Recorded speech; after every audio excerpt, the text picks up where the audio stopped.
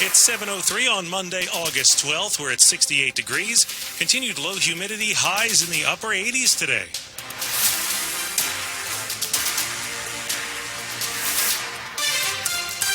Not too bad, all things considered. Good morning. I'm John Aaron. And I'm Michelle Basch. Our top local story, the Summer Olympics are over. You heard CBS just mention it.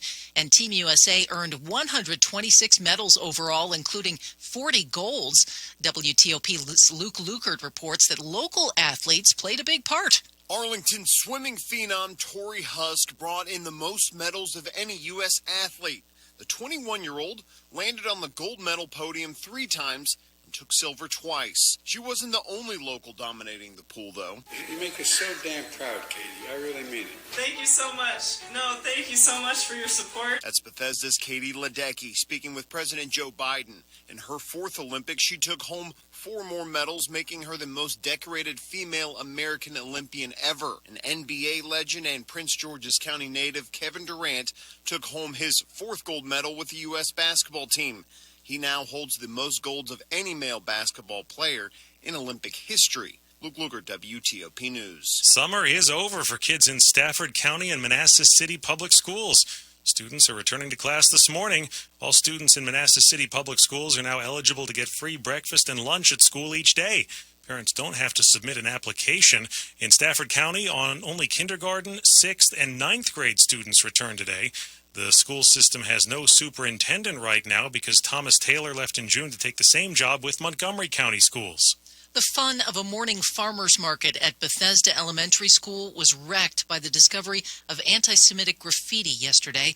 WTOP's Sarah Jacobs has reaction from a local leader to the discovery. This is a very large gathering for a farmers market that happens every Sunday there. It's actually a farmers market that is run by a Jewish couple. First District Montgomery County Council member Andrew Friedson tells WTOP that when he arrived at the school Sunday morning, members of the Bethesda Urban Partnership were already working to clean up the graffiti, and they had lots of support. There were a large number of residents, including children, who were helping. Friedson said he's pleased by the rapid response from Montgomery County Police to bring a suspect to justice. Those who are responsible need to be handled appropriately and need to be charged to the fullest extent of the law. Sarah Jacobs, WTOP News. And police say more hateful graffiti was found nearby at a building on Delray Avenue. A second person has been found dead in the rubble of a house explosion in Maryland.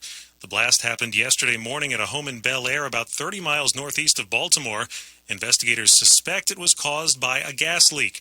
The state fire marshal's office says the second body found late yesterday is believed to belong to the 73-year-old owner of the home. A contractor for BGE was also killed in the explosion. The utility says the employee who died was one of 2 who were in the area working on an electrical issue when the house blew up. Firefighters say damage to other homes nearby forced at least 12 families to find other places to stay. The Baltimore bridge collapse in March did not come as a complete surprise. WTOP's Sandy Kozel reports state leaders were thinking about possible catastrophic events 2 decades ago.